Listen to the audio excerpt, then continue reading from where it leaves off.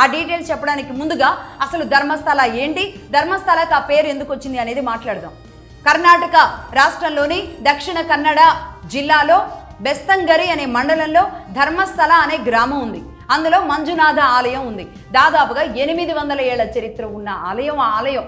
మంజునాథుడు శివలింగాకారంలో గర్భగుడిలో పూజింపబడుతూ ఉంటారు అక్కడ మంజునాథ స్వామి వారు. ముఖ్యంగా ఇది 13వ శతాబ్దం నాటి ఆలయం. ఈ ఆలయానికి ఒక పురాతన చరిత్ర ఉంది.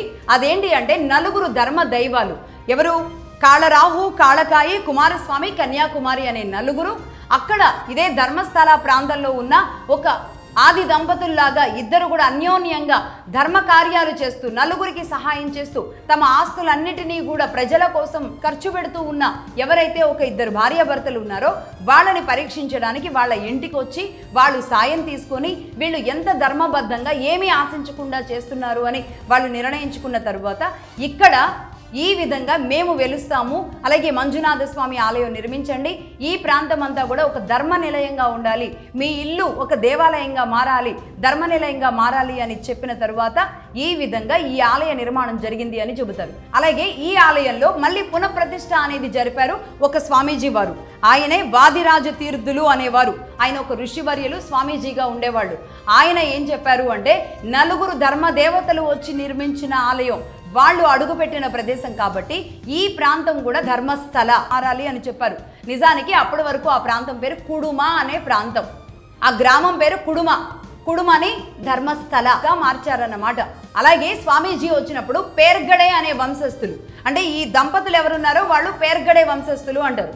పేర్గడే అంటే ఏంటి అంటే అధిపతి, లీడర్, నాయకుడు అన్నట్టుగా అన్నమాట.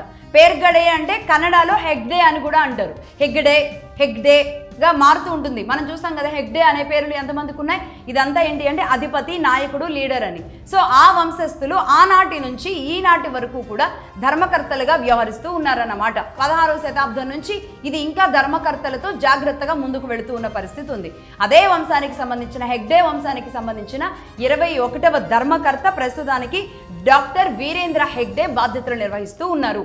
ఇది ప్రస్తుతానికి జరుగుతున్నది. అలాగే ఈ ఆలయం కూడా జైన అలాగే హిందూ మత సాంప్రదాయాలకి ఆ రోజు ఈ 2 మతాలు ఎంత బాగుండేవి, జైన హిందూ ధర్మం ఏ విధంగా ముందుకు వెళ్ళింది భారతదేశంలో అనే దానికి ఒక ప్రతీకగా నిలిచిన ఆలయాలలో ఇక్కడ ధర్మశాలలోని మంజునాథ స్వామి ఆలయం కూడా ఒకటిగా చెబుతూ ఉంటారు.